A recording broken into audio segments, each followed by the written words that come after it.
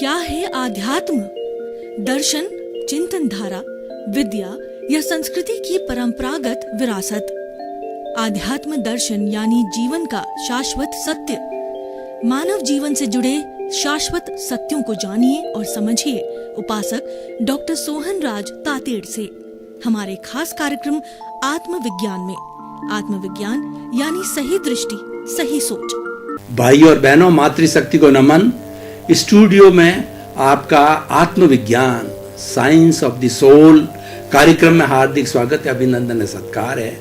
इस कार्यक्रम के अंतर्गत हम आपको सही दृष्टि, सही सोच, राइट विजन, राइट थिंकिंग के अंतर्गत आपके नकारात्मक भावों को हम सकारात्मक में बदलने का प्रयास करते हैं और आपकी जो बुद्धि है उसको हम स्वच्छ करते हैं ताकि कि आपकी रॉन्ग बिलीफ समाप्त होकर के राइट बिलीफ आ जावे। यही इस कार्यक्रम का उद्देश्य है और इस उद्देश्य की पूर्ति के लिए हर प्रतिदिन नए नए एपिसोड जो है आपको परोसे जाते हैं। इसी क्रम के अंदर आज का हमारा नया एपिसोड बहुत ही सुंदर एपिसोड जो प्रकृति से जुड़ा हुआ है, वह एपिसोड है पंचभूतात्मक प्रकृति।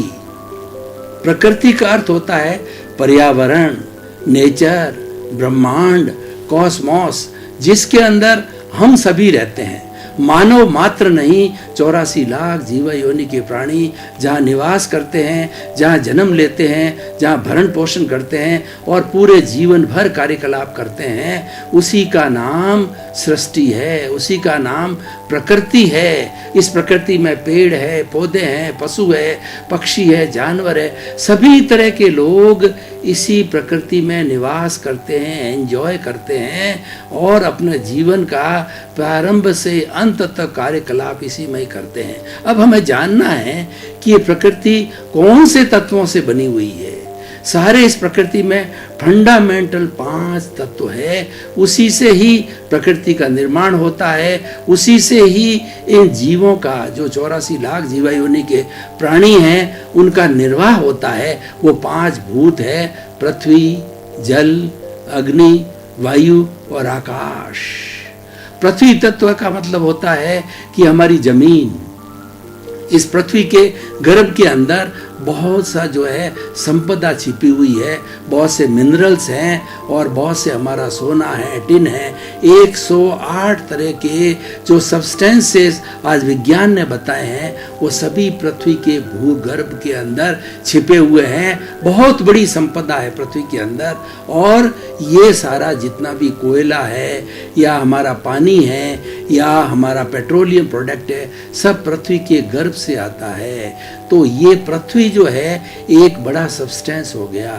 और जल का अर्थ होता है पानी। हमारे शरीर के अंदर 60% पानी है और ये सारी पृथ्वी, ये सारी सृष्टि है, वो 75% पानी से, जो पानी है उसके अंदर, और 25% ही लैंड है जिसके ऊपर की हमारा सारा ये चराचर जगत निवास करता है।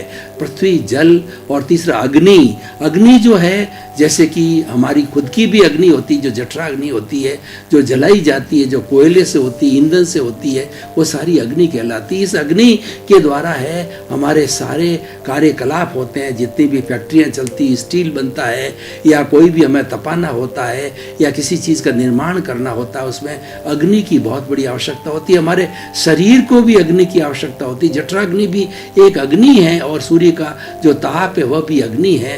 तो ये सारा अग्नि के अंतर्गत आता है।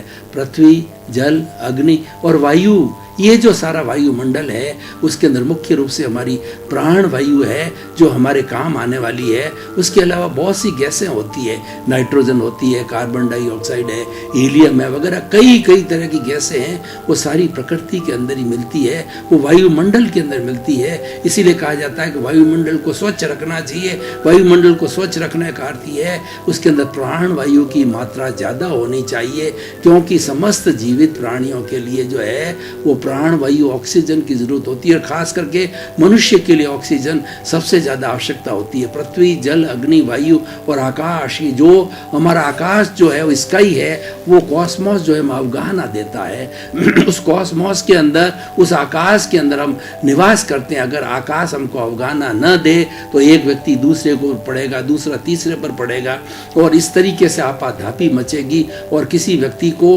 अपने रुकने के लिए, सोने के लिए, बैठने के लिए जगह नहीं मिलेगी। ये 5 भूत है, और इन 5 भूतों के द्वारा जो है ये मानव का शरीर निर्मित होता है, हर प्राणी का शरीर निर्मित होता है। जिस वक्त के अंदर जो माता का अंडज और पिता का शुक्र आपस में मिलते हैं, ये दोनों ये आत्माएं होती है। दोनों आत्माएं अपने आप का अस्तित्व समाप्त करके एक तीसरी आत्मा को खड़ी करती है, जिसका कि जन्म होता है।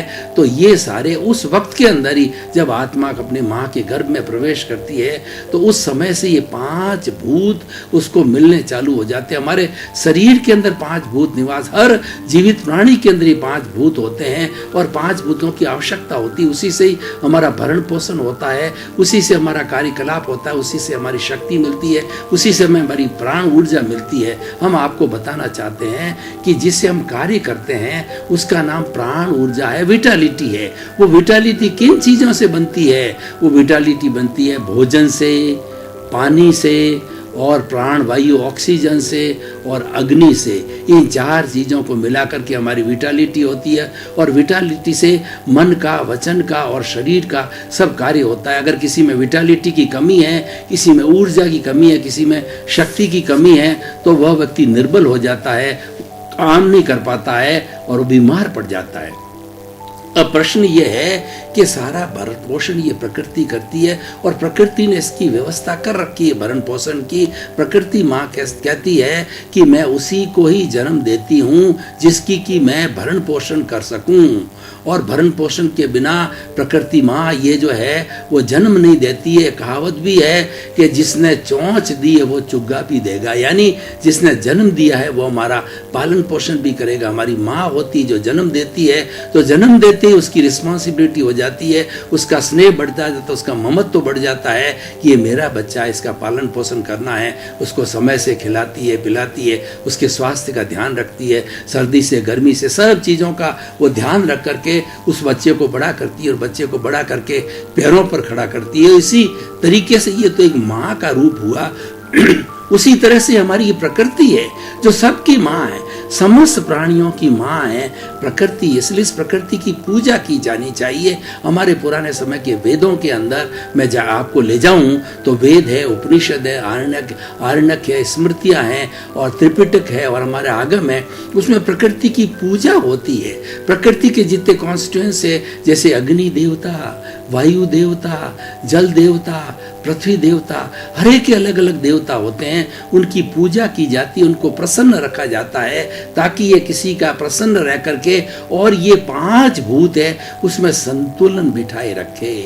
जब इस प्रकृति के अंदर 5 भूतों का संतुलन होता है तब प्रकृति एकदम स्वस्थ रहती है और इसमें प्राणियों को भी स्वस्थ रखती है। हमारे शरीर के अंदर भी ये 5 भूत जब सामंजस्यपूर्ण होते हैं, जिनकी मात्राएं बराबर होती है, तो हमारा शरीर स्वस्थ होता है। और हमारा शरीर बीमार कब पड़ता है?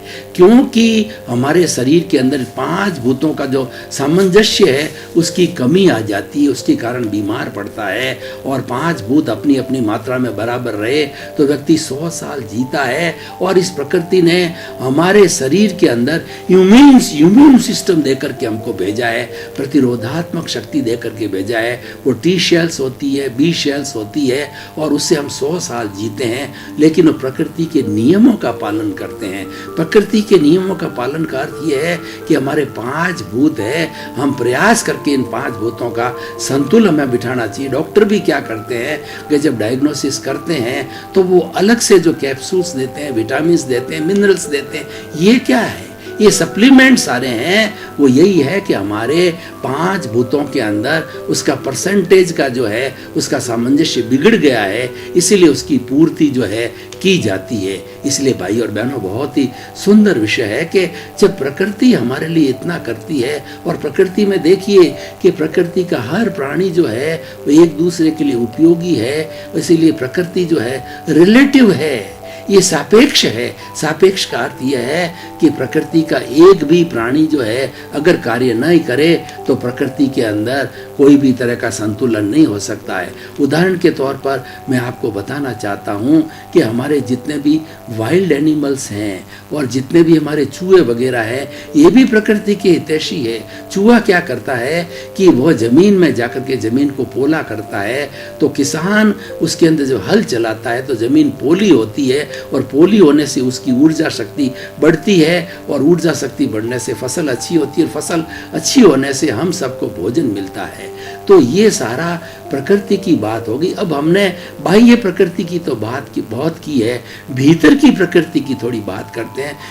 भीतर की प्रकृति का मतलब स्वभाव, ये भी स्वभाव बाह्य प्रकृति से मिला है, और भीतर का और बाहर का सामंजस्य होता है तो हमारा जीवन होलिस्टिक होता है, हमारा जीवन संपूर्ण होता है, सामंजस्यपूर्ण होता है, शांतिपूर्ण होता है, आनंदपूर्ण होता है। तो इसीलिए हमें ये कोशिश करना है कि जो 5 भूत बेसिक रूप से और हमें जड़ रूप से हमारे शरीर में मिले हुए होते हैं, तो जो भीतर चेतन है उसकी भी अपनी प्रकृति है। वह चेतन क्या है कि वह चेतन तत्व अमूर्त है, लेकिन ये अमूर्त तत्व इस शरीर में रहने के कारण जो है इस शरीर को शक्ति देता है। 2 तरह की जो वीर्य होते हैं, एक तो लब्धि वीर्य होता है जिसको कि आत्मा की शक्ति कहा जाता है, और एक करण वीर्य होता है जो शरीर की शक्ति कहलाता है। और ये करण वीर्य ही 5 भूत है। इन 5 भूतों के से जो हमारा कर्ण वीर्य बनता है।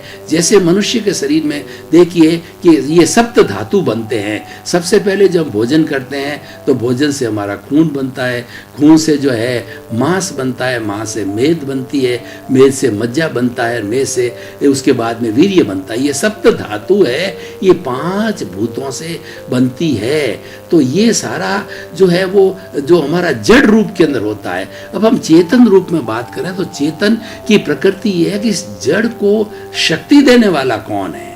हम जीवित प्राणी की बात करें तो सभी जीवित प्राणियों में चेतना होती है। तो ये चेतना होती है, एक एक शरीर के एक एक परमाणु को, एक एक कोशिका को ये चेतना देती है जब वो एक्टिव रहती है। और बिना चेतना देने के कारण हमारी कोशिकाएं हैं वो डल हो जाती है, मर जाती है।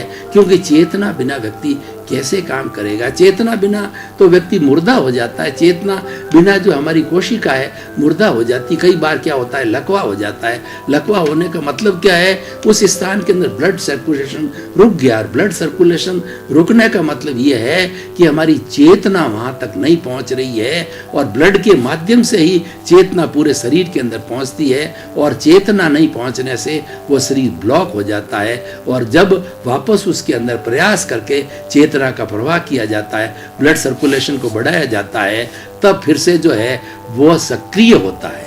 तो मैं ये कहना चाहता हूँ कि जितनी प्रकृति के अंदर ये सक्रियता है वो सक्रियता 5 भूतों से आई है। और हमारे शरीर के अंदर भी सक्रियता 5 भूतों से है। और उस 5 भूतों को सक्रिय करने वाला है भीतर चेतन तत्व। उसकी प्रकृति को भी हमें समझना चाहिए, क्योंकि हमारा आत्मविज्ञान है जड़ और चेतन दोनों की बात करता है। जड़ और चेतन के सामंजस्य की बात करता है। इसके केंद्र में आत्मा है, परिधि के अंदर जड़ है, और दोनों मिलकर के इसको होलिस्टिक बनाते हैं। अकेला चेतन कुछ नहीं कर सकता, अकेला जड़ कुछ नहीं कर सकता। दोनों का मिश्रण होता है, दोनों का यौगिक बनता है। जैसे मेरा शरीर है, ये जड़ और चेतन का यौगिक है। इसके अंदर जड़ के अंदर 5 भूत है, और चेतन के अंदर अपना लब्धि वीर्य है, अपनी शक्ति है। क्योंकि ये जो चेतन तत्व है ये ज्ञाता है, ये दृष्टा है, ये जानने वाला है, ये देखने वाला है, ये अनंत ज्ञान वाला है, ये अनंत दर्शन दर्शन वाला है, ये अनंत शक्ति वाला है और अनंत सुख का धाम है। जब इसकी ये क्वालिटी है तो ये क्वालिटी है जड़ तत्व तक आती है। जड़ के अंदर ये 5 भूत आते हैं, लेकिन 5 भूतों को सक्रिय करने वाला चेतन तत्व होता है। तो हम अगर इस एपिसोड को आज की प्रासंगिकता के ऊपर देखेंगे, आज हमारे इस युग के अंदर इतनी विषमता क्यों है? जब प्रकृति के अंदर कोई विषमता नहीं है, प्रकृति वीतराग है, आत्मा वीतराग है, तो फिर ये अशुद्धि कहाँ से आ रही है? ये अशुद्धि आने का अर्थ ये होता है कि हमारा दृष्टिकोण बदल गया। दृष्टिकोण बदलने का अर्थ ये है कि हम 5 भूतों का जो सामंजस्य है वो हमने बिगाड़ दिया। वो सामंजस्य कैसे बिगड़ता है कि व्यक्ति अपनी लाइफ स्टाइल खराब कर देती है। प्रकृति ने जितने भी नियम बनाए हैं, कानून बनाए हैं, उसको कुदरत का कानून कहा जाता है, उसको सनातन सत्य कहा जाता है, उसको सही दृष्टि, सही सोच के रूप में हम लेते हैं, पॉजिटिव थिंकिंग के रूप में लेते हैं, और हमारा जो है राइट विजन, राइट डायरेक्शन और राइट थिंकिंग के रूप में हम चलते हैं। तो 5 भूतों का सामंजस्य होना चाहिए। हरेक का अपना अपना अस्तित्व है, हरेक का अपना अपना कार्य है, और ये 5 साथ रहते हैं, और 5 के साथ रहने से ही हमारी भीतर की प्रकृति अच्छी रहती है, बाहर की प्रकृति अच्छी रहती है, और सारा पर्यावरण अच्छा रहता है। तो हम ये निष्कर्ष पर पहुंचते हैं कि आज जो विषमता आ रही है उन सब का कारण यह है कि प्रकृति का दोहन हो रहा है, प्रकृति के नियमों का पालन नहीं किया जा रहा है, व्यक्ति प्रकृति के विरुद्ध जा रहा है। प्रकृति क्या कहती है कि 5 भूतों में से एक अग्नि भूत है, वो मिलना चाहिए, और वायु भूत है, वो मिलना चाहिए, लेकिन व्यक्ति ने क्या किया? कमरा बंद कर दिया, कमरे बंद के अंदर एसी लगा दी, उसमें न तो धूप आती है न वायु आती है, और वह व्यक्ति क्या होता? अप्राकृतिक हो जाता है, और प्राकृतिक रूप होने से ही व्यक्ति बीमार पड़ता है। तो हमें 5 भूतों के इस सामंजस्य को पूर्ण समझना है। वो सामंजस्य हमारे अकेले के लिए ही नहीं है, बल्कि पूरी चराचर जगत जो 7 अरब की जनसंख्या है उन सब पे लागू होता है। क्यों? कुदरत का कानून है, वो पूरी कुदरत पे एक सा लागू होता है, वो किसी व्यक्ति पे अकेला नहीं होता है, और सब उसके घटक होते हैं। सबको पालन करना चाहिए, और सबका पालन करेंगे तो व्यक्ति भी स्वस्थ रहेगा, समाज भी स्वस्थ रहेगा, देश भी स्वस्थ रहेगा, और विश्व भी स्वस्थ रहेगा। क्योंकि सब कुछ जो होता है ये 5 भूत ही मुख्य है। अगर मैं 5 भूतों को 5 भगवान कहूं तो कोई अतिशयोक्ति नहीं होगी, क्योंकि इसके बाहर कुछ नहीं है। प्रकृति के अंदर ये 5 भूतों के बाहर कुछ भी नहीं है, और हमारे सारे शरीर की रचना, हमारे शरीर की सारी सोच, हमारा दृष्टिकोण, हमारा सारा कार्यकलाप कहीं न कहीं 5 भूतों से जुड़ा हुआ है। 5 भूतों की कमी आती है, जैसे कि विटामिन डी दिया जाता है। डॉक्टर्स लोग vitamin A, vitamin B, vitamin C, vitamin D, vitamin E ये बाहर से सप्लीमेंट क्यों करते हैं? कि 5 भूत जो है हमारे असामंजस्यपूर्ण हो गए हैं, बॉडी के अंदर है, उनका सामंजस्य बिठाने के, उनका रेशियो सही करने के लिए वो दिया जाता है। तो भाई और बहनों, हम इस एपिसोड से ये शिक्षा लें। 7 अरब की जनसंख्या विश्व की है, उसको शिक्षा ली जानी चाहिए कि हम प्राकृतिक बने, प्रकृति के नियमों का पालन करें। हमें अप्राकृतिक जीवन नहीं जीना है, हमें एक जो है सिर्फ मैकेनिकल लाइफ नहीं जीनी होती है। मैकेनिकल लाइफ जीने वाला व्यक्ति आनंद की अनुभूति नहीं करता है, क्योंकि मैकेनिकल जीवन के अंदर ये 5 भूत डिस्टर्ब हो जाते हैं, और व्यक्ति सजीव जीवन जीता है। सजीव जीवन का अर्थ होता है कि वो प्रकृति के बीच रहता है, प्रकृति के करीब रहता है, प्रकृति के नियमों का पालन करता है, प्रकृति की उपासना करता है, और ईश्वर प्राणिधान, ईश्वर का स्मरण भी ये प्राकृतिक नियमों का पालन है। क्योंकि ईश्वर का स्मरण करने से हमारे विचार शुद्ध रहते हैं, और जब विचार शुद्ध होते हैं तो हमारा ये शरीर है वह भी शुद्ध होता है, और शरीर जब शुद्ध होता है तो 5 भूत जो है इसके अंदर सामंजस्य बैठ जाता है। कोई कमी होती है वो ऑटोमेटिकली भी पूरी हो जाती है। देखिए, बहुत सी चीजें हमारे चिंतन से सही हो जाती है। ये मनोदेहिक बीमारियां होती है, उसके अंदर चिंतन का बहुत बड़ा रोल है। व्यक्ति ये चिंतन करे कि मैं तो बिल्कुल स्वस्थ हूँ, तो आधी बीमारी उसकी वैसे ही चली जाती है। अगर व्यक्ति कोई डॉक्टर के पास जाता है पेशेंट, और डॉक्टर कहता है, वो पहले उसको प्रोत्साहन देता है कि आप तो बिल्कुल ठीक है, आपके तो कोई बीमारी है ही नहीं है, फिर भी मैं जांच कर देता हूँ, आपको दवाई दे देता हूँ। जब वो ये साइकोलॉजिकल इफेक्ट कहा जाता है, ये साइकोलॉजिकल इफेक्ट है, ये भी हमारा एक प्राकृतिक गुण है, ये प्रकृति से मिलता है, क्योंकि प्रकृति साइकोलॉजी से जुड़ी हुई है। तो हमें हमारे चिंतन को अच्छा रखना है।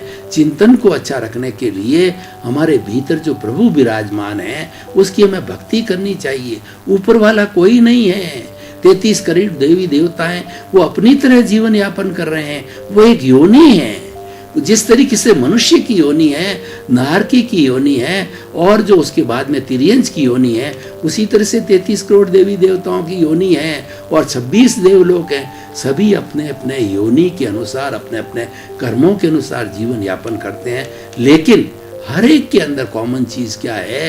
5 भूत हर एक में कॉमन है, और हर एक के अंदर चेतना एक जैसी है। जो शुद्ध आत्मा है उसका कोई फर्क नहीं है किसी के अंदर।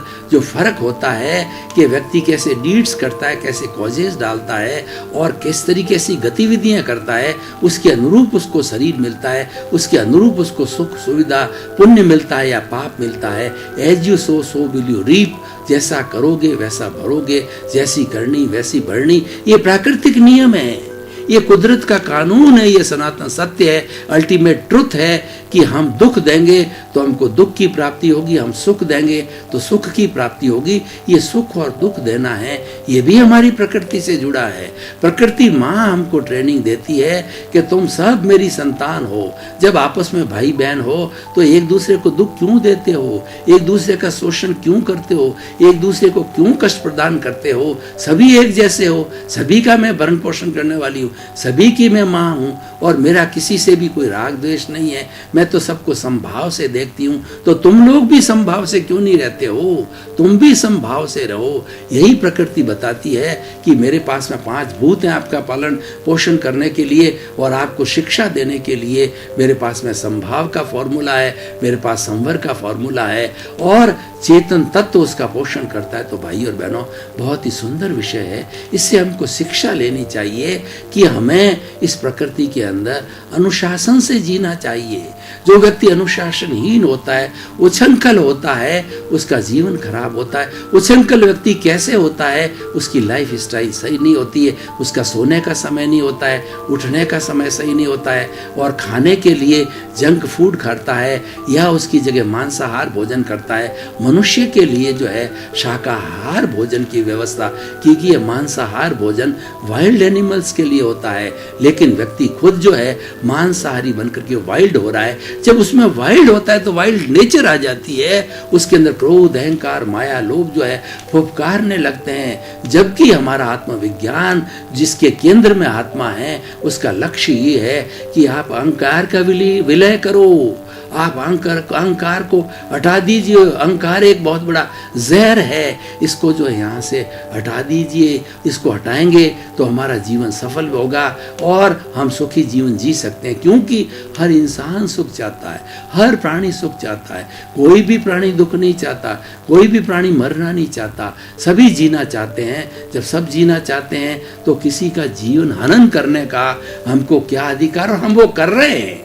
आज विषमता सबसे बड़ी बात है कि हम प्रकृति के अन्य जो है प्राणियों के अस्तित्व को स्वीकार नहीं करते, उनकी हिंसा करते हैं, उनको मारते हैं। किस लिए मारते हैं? कि अतिरिक्त लोभ हो गया है, व्यक्ति ग्रीडी बन गया है, व्यक्ति की आकांक्षाएं, व्यक्ति की इच्छाएं, व्यक्ति रिक्वायरमेंट्स इतनी उसने बढ़ा दी, और सबसे बड़ी तृष्णा इतनी बढ़ाती है कि वो संग्रह करता जाता है। जब संग्रह की प्रवृत्ति आती है तो दूसरे जीवों का हनन होता है, दूसरे जीवों को दुख होता है, क्योंकि किसी को धोखाधड़ी किए बिना व्यक्ति जो है बहुत बड़ा संग्रह नहीं कर सकता है। संग्रह का अर्थ यही हुआ कि आप किसी न किसी का सुख छीन रहे हो, किसी न किसी का हक छीन रहे हो, जबकि आपको अपना जीवन यापन करने का अधिकार है। हर व्यक्ति जो जन्म लेता है उसको रोटी, कपड़ा, मकान, शिक्षा, चिकित्सा, ये सुविधा उसको चाहिए। जैसे कि 5 भूत बेसिक है, ये 5 चीजें हैं मनुष्य के लिए, हर जो है वो अपने गृहस्थी व्यक्ति के लिए आवश्यक है,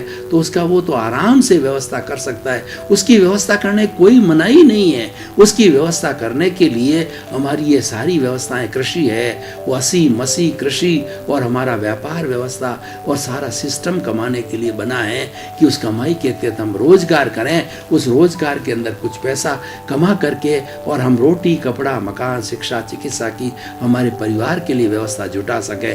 और बाकी प्रकृति तो सब मुफ्त लुटाती है। प्रकृति किसी चीज का हमारे से कोई रुपया पैसा नहीं लेती है।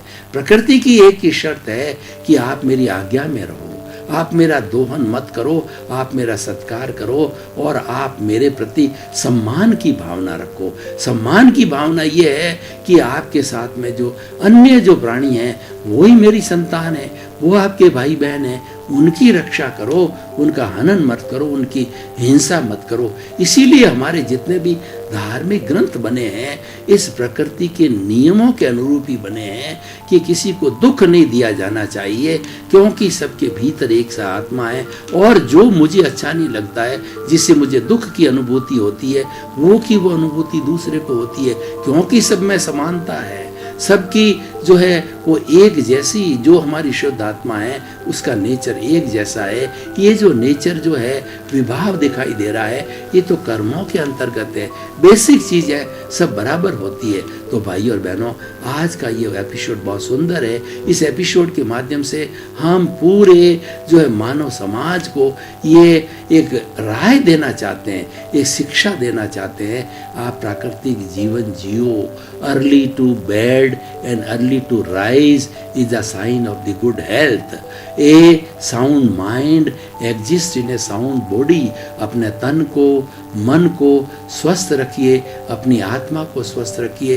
भाई और बहनों, आपका बहुत बहुत धन्यवाद। आप आत्मविज्ञान कार्यक्रम देखते रहिए। आत्मविज्ञान कार्यक्रम आपके जीवन की दिशा को बदल देगा। ऐसे ऐसे सूत्र प्रतिदिन दिए जाते हैं। हर सूत्र हमें कुछ अच्छाई की ओर ले जाने का दिया जाता है, कल्याण की ओर दिया जाता है। और ये हमारा सारा आत्मविज्ञान सर्वे भवन्तु सुखिनः सर्वे भवन्तु निरामया, सभी लोगों का जीवन आनंदमय हो, मंगलमय हो, सुखमय हो, धर्ममय हो, उसी के लिए बना हुआ है। और उसी के तहत हम राइट विजन, राइट थिंकिंग, सही दृष्टि, सही सोच के माध्यम से आपके जीवन को सुखी बनाना चाहते हैं। आपका जीवन धन्य हो, मंगलमय हो। आत्मविज्ञान में आत्मविज्ञान यानी सही दृष्टि, सही सोच।